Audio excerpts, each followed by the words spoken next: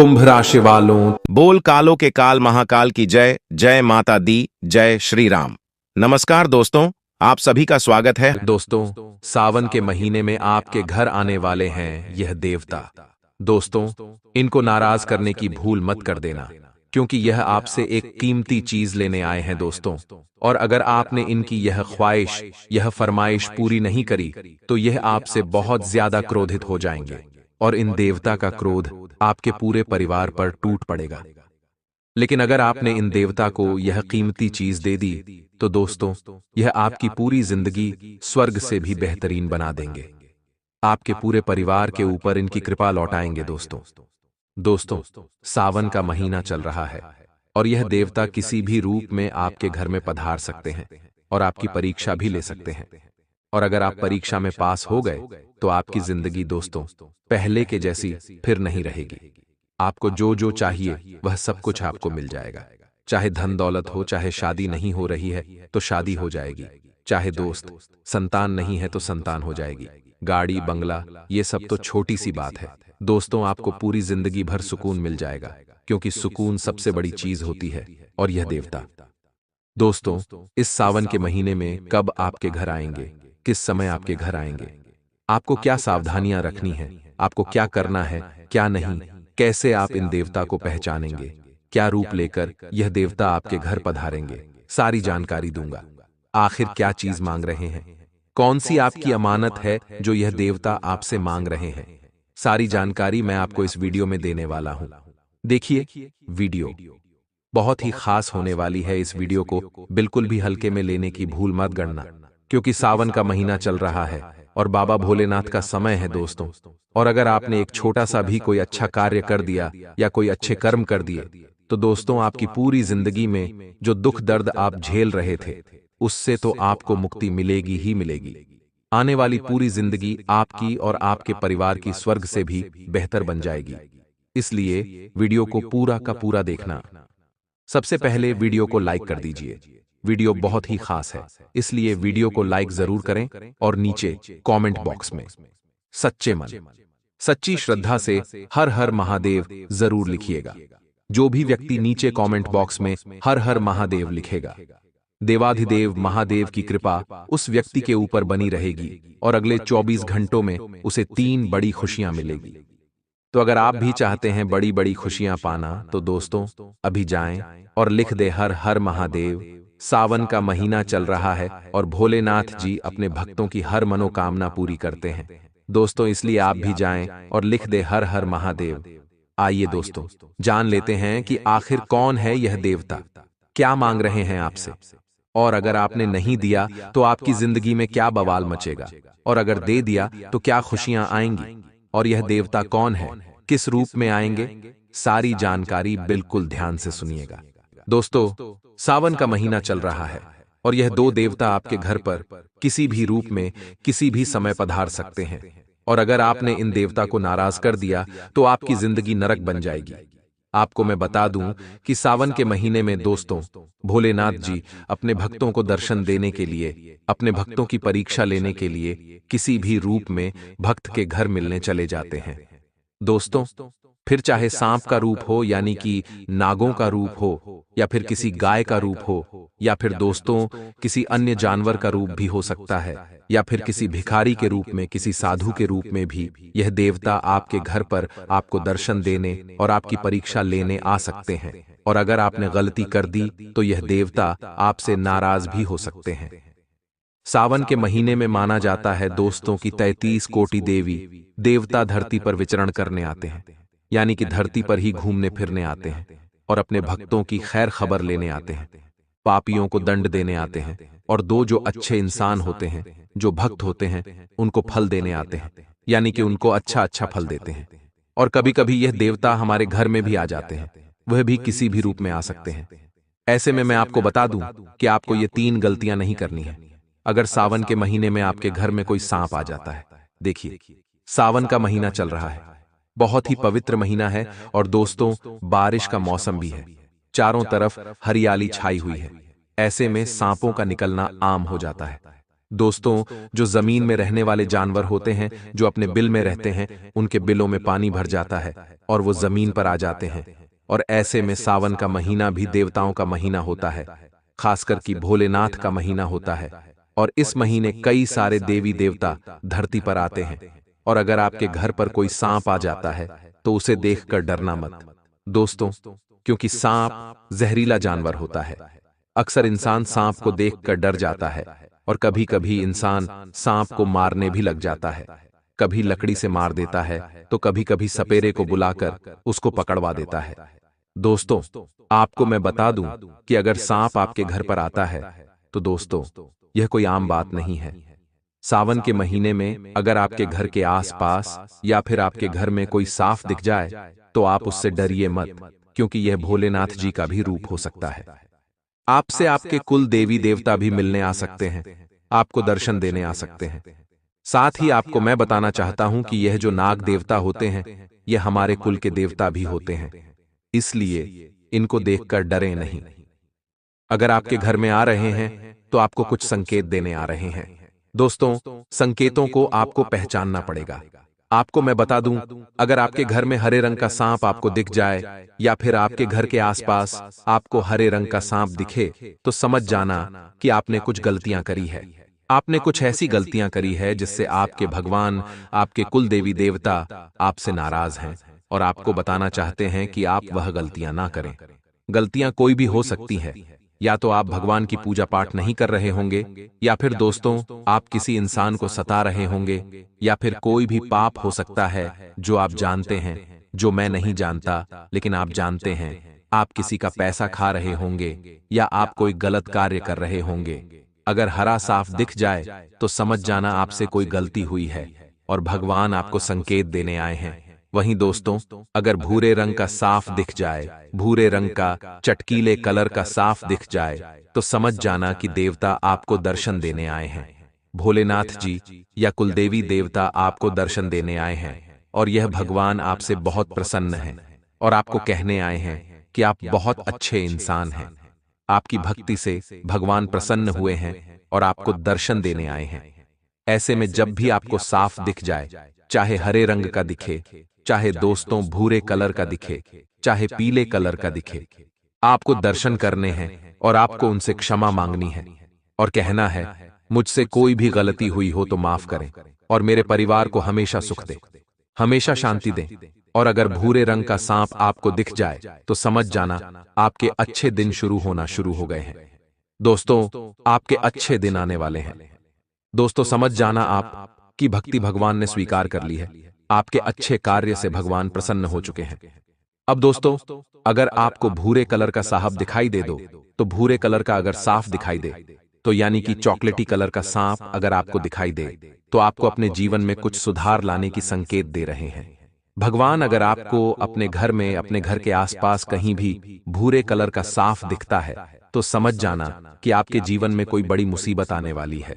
आपके जीवन में कोई बहुत बड़ा पहाड़ जैसी समस्या आने वाली है। कोई छोटी मोटी नहीं बल्कि बहुत बड़ी समस्या आने वाली है। उस समस्या से बचने के लिए आपको अपने जीवन में कुछ बदलाव करने होंगे। जब भी दोस्तों कोई बड़ी समस्या आती है ना, तो कुछ संकेत मिलना शुरू हो जाते हैं। हमारे घर में भी कुछ छोटे मोटे गलत गलत कार्य होंगे, जैसे दूध उबल जाएगा, कहीं छोटी मोटी आग लग जाएगी, किसी को ठोकर लग जाएगी, किसी के पांव में लग जाएगी, या बच्चे रोने लगेंगे। कोई ना कोई अजीब सी घटना होने लगेगी जो नहीं होना चाहिए था। एक नहीं बल्कि 3-4 घटनाएं हो जाएंगी एक साथ।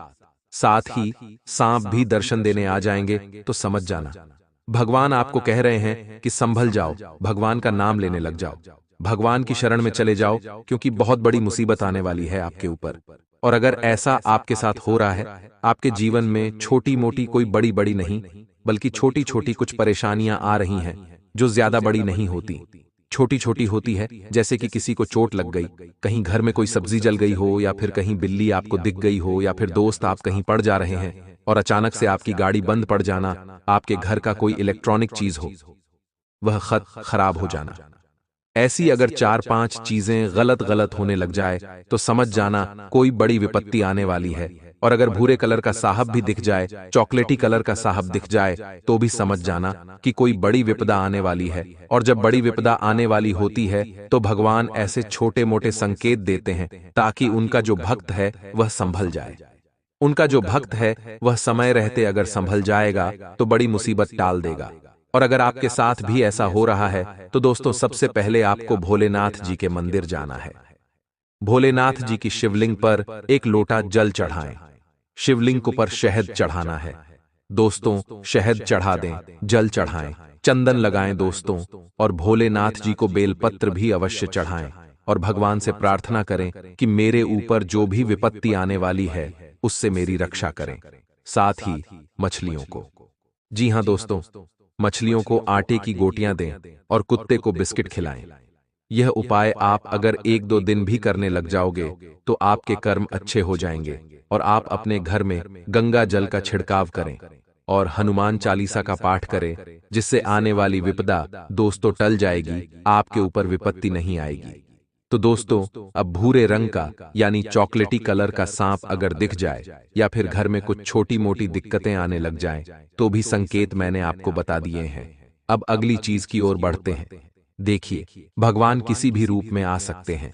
सावन का महीना चल रहा है। चाहे भक्त कोई गलत कार्य करे या भक्त कोई अच्छा कार्य करे, भक्त बहुत अच्छी भक्ति करे, यानी कि दिन रात भोलेनाथ जी के मंदिर जाता है। सुबह सुबह भोलेनाथ जी के मंदिर जाना, शाम को भोलेनाथ जी की आरती में जाना, घर में भोलेनाथ जी के भजन करना, कथाएं सुनना। अगर भक्त बहुत ज्यादा भक्ति करता है तो भोलेनाथ जी प्रसन्न भी होते हैं और तब भी भोलेनाथ जी भक्तों को दर्शन देने किसी न किसी रूप में आ जाते हैं। और अगर भक्त पाप करने लग जाए, अगर आप भोलेनाथ जी में श्रद्धा नहीं भी रखते हैं और आप बहुत पाप कर रहे हो, कोई गलत कार्य कर रहे हो, किसी का हक छीन रहे हो, किसी के साथ कोई गलत कार्य कर रहे, किसी की भावनाओं के साथ खेल रहे हैं, तो भी भगवान आएंगे आपको दर्शन देने और आपसे आपकी अमानत मांगेंगे। दोस्तों, आपको संकेत भी मिलेंगे कि भाई संभल जाओ वरना विपत्ति आ रही है, और अगर आप नहीं संभले तो मुसीबत आना तय है। भगवान तो आपको दर्शन देने आएंगे, लेकिन क्यों आएंगे वह आपके ऊपर है, आपके कर्मों के ऊपर है। अब अगली चीज की ओर बढ़ते हैं। अगर आपके घर के सामने कोई साधु आता है सावन के महीने में, जी हां दोस्तों, सावन के महीने में वैसे साधु लोग, कावड़ यात्री अक्सर आते जाते रहते हैं। कभी कोई भिक्षा लेने आ जाता है, कभी कोई कुछ न कुछ दक्षिणा के रूप में लेने घर पर आ ही जाते हैं दोस्तों। लेकिन हां, अगर आपके घर के द्वार पर कोई साधु आता है दोस्तों, तो आप उसको कुछ न कुछ अवश्य दक्षिणा में दे ही दें। साधु को नाराज न करें, इस बात का ध्यान रखना, क्योंकि सावन के महीने में साधु घर पर आ जाए यह भी बहुत अच्छी बात होती है। दोस्तों, बहुत ही भाग्यशाली होंगे आपकी आपके घर के बाहर कोई साधु आता है और आपसे कुछ मांगता है, क्योंकि अगर हमारे घर पर कोई आता है, हमसे कुछ मांगता है, तो समझ लेना साक्षात भोलेनाथ जी आए हैं आपसे कुछ मांगने। तो दोस्तों, आप कितने भाग्यशाली हो कि भगवान आपसे कुछ मांगने आए हैं। बल्कि भगवान तो देते हैं, लेकिन भगवान आपसे कुछ मांगने आए हैं और कभी कभी आपकी परीक्षा भी ले लेते हैं। हो सकता है कोई साधु आपके पास आए, आपसे बोले कि कोई दक्षिणा दो, RS5 RS10 दे देंगे, कोई दिक्कत नहीं। आपकी श्रद्धा के अनुसार आप उसे RS1 भी देंगे तो अच्छी बात है। लेकिन कभी कभी साधु परीक्षा भी ले लेते हैं, भगवान परीक्षा भी ले लेते हैं। तो अगर साधु आपके घर आए तो आप उसे दक्षिणा स्वरूप जो भी आपसे हो आप उसे अवश्य दें। और अगर आपके घर पर खाना बना हुआ हो तो आप उसे खाना जरूर दें। आपके घर की बनी हुई रोटी और सब्जी अवश्य रूप से जरूर दें। अगर साधु आपके घर का खाना खा लेगा ना दोस्तों, तो समझ जाना भोलेनाथ जी आपके हाथ का खाना खा लेंगे। और दोस्तों, मैंने शुरुआत में ही कह दिया था कि भोलेनाथ जी किसी भी रूप में आपके घर आ सकते हैं सावन के महीने। और अगर साधु आपके घर आए, चाहे वह आपसे खाना मांगे या ना मांगे, लेकिन खाना आपको देना है। चाहे एक रोटी दे, सब्जी दे दे, कुछ ना कुछ अवश्य दे। अगर आपके घर का कुछ साधु ने खा लिया तो समझ जाना भोलेनाथ जी ने आपके हाथ का बना हुआ खाना खा लिया और आपको बहुत पुण्य मिलेगा। अब अगली चीज की ओर बढ़ते हैं।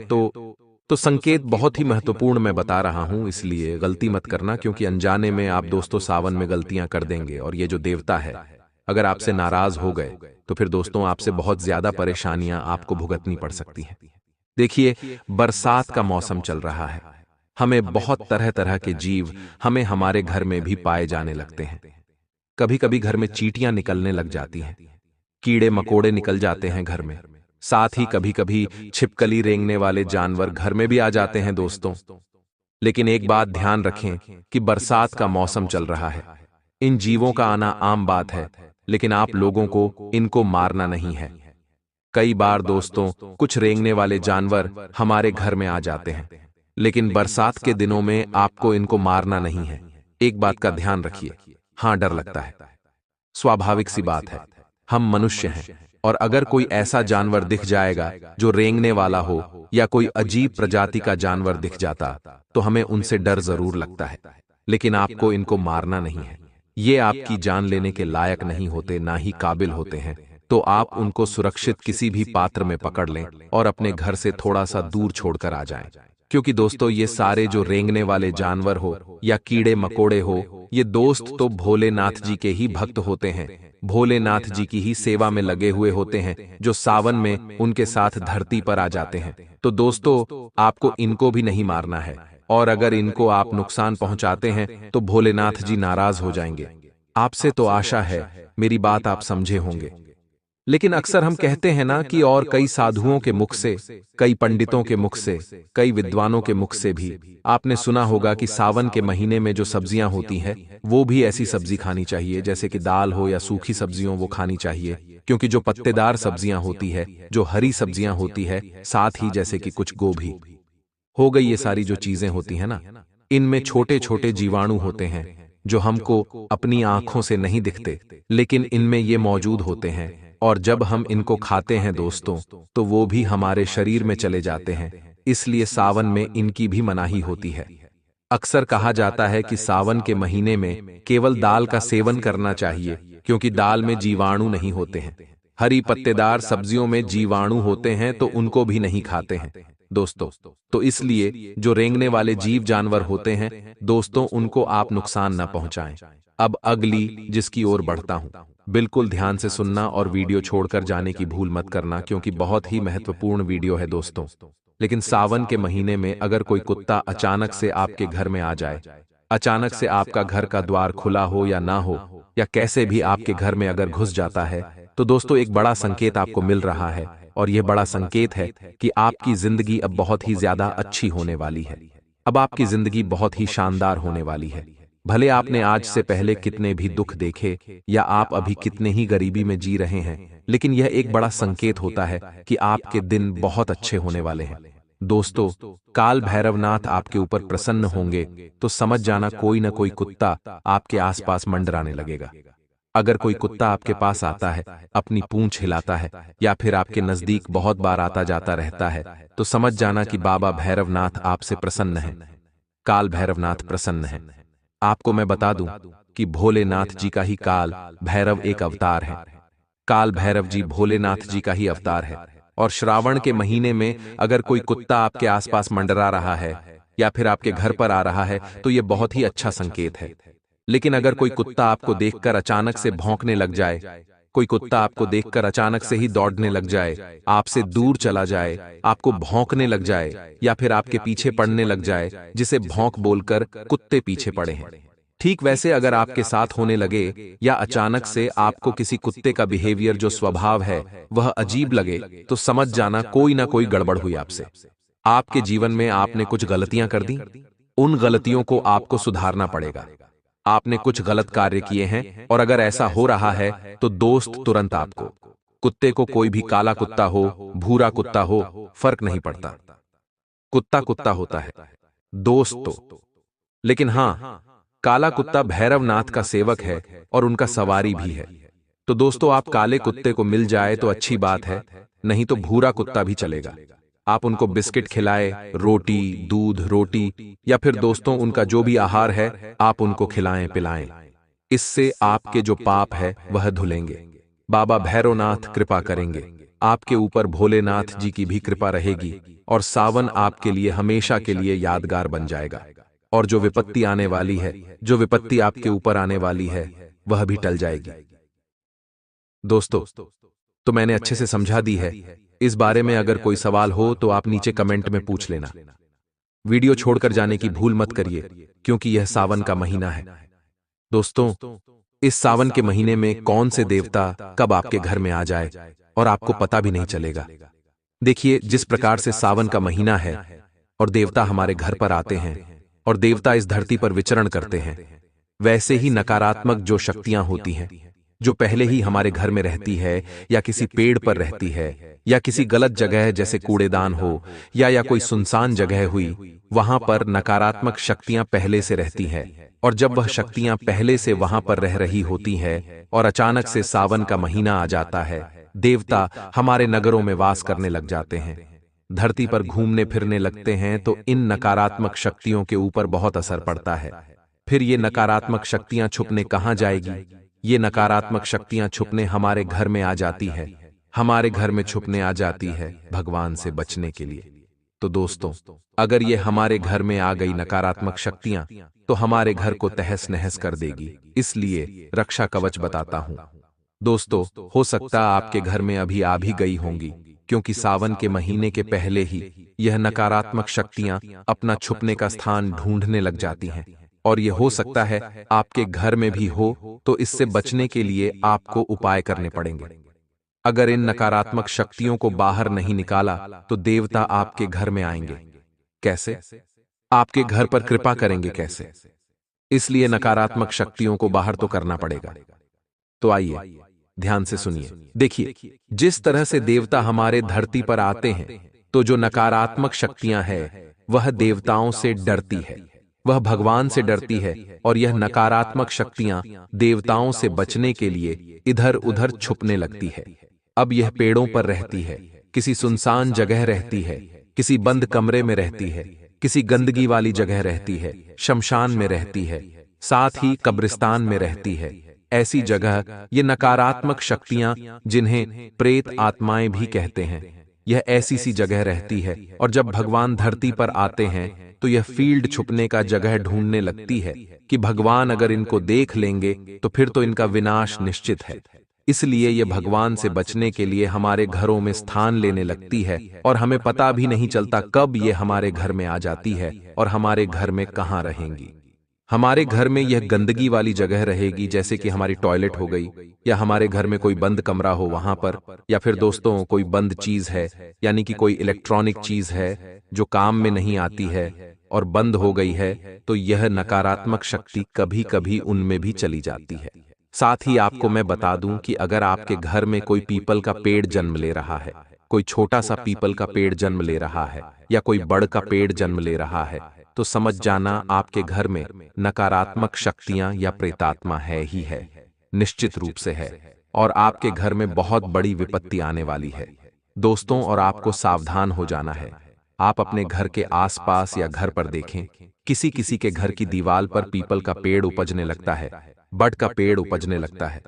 अगर ये दो पेड़ आपके घर की दीवार पर या आपके घर के आंगन में कहीं पर भी उपजने लगे, तो समझ जाना कि आपके घर में कोई न कोई प्रेत आत्मा है, और प्रेत आत्माओं ने आपके घर पर डेरा जमा लिया है। और अगर समय रहते इन प्रेत आत्माओं को बाहर नहीं करा, घर से दूर नहीं करा, तो घर को शमशान बना देती है। यह प्रेत आत्मा कभी कभी घर में मृत्यु तक हो जाती है। घर में लोगों के एक्सीडेंट होने लग जाते हैं, लोग बाग दिमाग से भी पागल होने लग जाते हैं। हमने देखा होगा, आपने भी अपने आसपास देखा होगा कि कोई इंसान पहले बहुत अच्छा था, उसका दिमाग भी काफी अच्छा था, खूब कमाता था, सबसे अच्छे से व्यवहार करता था, लेकिन अचानक से वह धीरे धीरे थोड़ी पागलों जैसी हरकतें करने लगता है। धीरे धीरे उसका दिमाग खराब होने लगता है, और कभी कभी एक अच्छा खट्टा इंसान होता है जो धीरे धीरे सूख जाता है, बीमार पर बीमार रहने लगता है, और बिल्कुल पतला हो जाता है। ऐसा लगता है कि आज नहीं तो कल ही मर जाएगा। तो दोस्तों, ये सारे संकेत होते हैं कि उनके घर पर किसी ने प्रेत आत्मा ने कब्जा कर लिया है।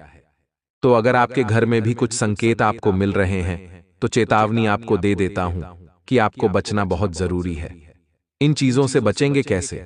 क्योंकि देखिए, कभी कभी हमें हमारे घर में किसी चीज के होने का आभास होता है। दोस्तों, हमेशा लगता है कि कोई और भी है हमारे घर में, ऐसा लगता है कि कोई चल रहा है।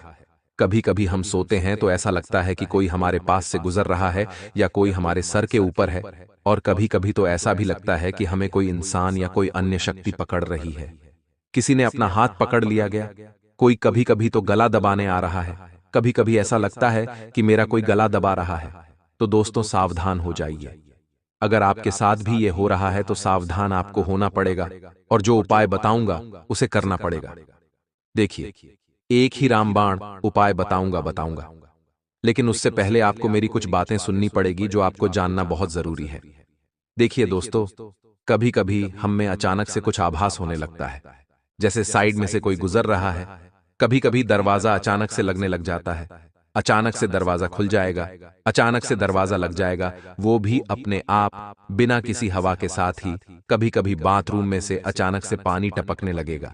कभी कभी अचानक दोस्तों कोई बर्तन गिरने लगेगा। तो दोस्तों, ये सारे संकेत होते हैं कि हमारे घर में कोई नकारात्मक शक्तियां हैं।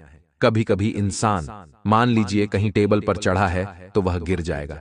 चलते चलते इंसान गिर जाएगा, उसको चोट लग जाएगी, उसके सीने में लग जाएगी, उसके हाथ में लग जाएगी। इंसान चलते चलते उसको ठोकर लग जाएगी, अचानक से गिर जाएगा।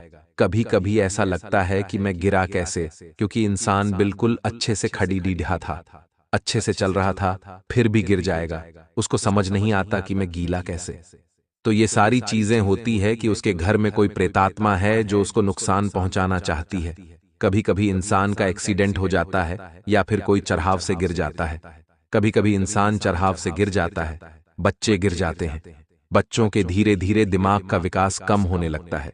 बच्चे चिड़चिड़े होने लगते हैं, यहां तक कि बड्ढे भी घर में क्रोध उत्पन्न होने लगता है, एक दूसरे से झगड़े होने लगते हैं। कोई कोई इंसान पागल जैसी हरकतें करने लगता है। कोई इंसान कभी कभी बहुत ज्यादा खाने लगता है। अचानक से दोस्तों, इंसान ऐसा हो जाएगा कि उसको बहुत ज्यादा खाने की इच्छा होगी। कभी क्या खाएगा, कभी क्या खाएगा, कभी रोटी ज्यादा खाएगा, कभी कोई बाहर की वस्तु ज्यादा खाएगा, कभी क्या तो कभी क्या, उसकी भूख कभी खत्म ही नहीं होगी। मानो ऐसा लगेगा कि ये पागल हो गया है, कुछ ना कुछ खा ही रहा है, हर चीज उसे खाने को लगती है। दोस्तों, बार बार खाने को मांगने लगता है, और कभी कभी ऐसा भी होता है कि इंसान खाना पीना ही त्याग देता है। उसे कुछ भाता नहीं है, वह कुछ खाता भी नहीं है, नहीं पानी पिएगा, नहीं खाना खाएगा, बिल्कुल जीरो पर हो जाएगा दोस्तों, और धीरे धीरे वह सूखने लगेगा। तो ये सारी संकेत होते हैं दोस्तों की। हाँ, हमारे घर में कोई नकारात्मक शक्ति है, कोई प्रेतात्मा है। तो देखिए, किसी ने सवाल पूछा था कि गुरुजी, आप बार बार प्रेत आत्माओं के बारे में, नकारात्मक शक्तियों के बारे में बताते हैं, तो क्या यह सच में भी होती है या नहीं? देखिए, मैं इन चीजों के बारे में बात कर रहा हूं, तो क्या मैं मूर्ख हूं जो मैं बात कर रहा हूं? देखिए, जिस प्रकार दोस्तों हमारे भगवान होते हैं, हम मनुष्य हैं, जानवर हैं, साथ ही अन्य जीव भी हैं, रेंगने वाले जीव है, कई सारे जीव हैं। दोस्तों, भगवान ने हमारे इस ब्रह्मांड में कई सारी योनियां बनाई हैं। दोस्तों देखिए दोस्तों, आपको मैं बता दूं, हमारे धर्म ग्रंथों में, वेदों में, पुराणों में कुल 84 लाख योनियों के बारे में बताया गया है। 84 लाख योनियों अर्थात सृष्टि में पाए जाने वाले विभिन्न प्रकार के जीव जंतु हो, या फिर आत्मा हो, या फिर साय हो, सभी चीजों को दो भागों में बांटा गया है। पहला है योनि और दूसरा है आयोजित। दोस्तों, आपको मैं ध्यान से सुनाऊंगा, बिल्कुल ध्यान से सुनना, फिर उपाय भी बताऊंगा, चिंता न करें। जैसे देखिए दोस्तों, 9 लाख स्थावर यानी कि पेड़ पौधे, 20 लाख है सरीसृप। गर्मी का मतलब है कीड़े मकोड़े, यानी कि कीड़े मकोड़े 11 लाख है। 10 लाख पक्षी नरचर हैं, साथ ही 30 लाख स्थलचर और 4 लाख मानवीय नस्ल के हैं दोस्तों, और साथ ही अन्य दानव, दैत्य, मनुष्य, ये सब भी उसी में आते हैं दोस्तों। तो हर तरह से संभव है दोस्तों, जैसे हम रह रहे हैं ऐसे नकारात्मक शक्तियां भी है, भगवान भी है, दानव भी है, दैत्य भी है, जीव भी है, जंतु भी है, मनुष्य तो है ही। तो दोस्तों, कोई ऐसी चीज नहीं है जो नहीं है। हमारे धर्म ग्रंथों में जो जो लिखा हुआ है वह सत्य है, पूरा का पूरा। और नकारात्मक शक्तियां तो कई लोग आए दिन देखते रहते हैं।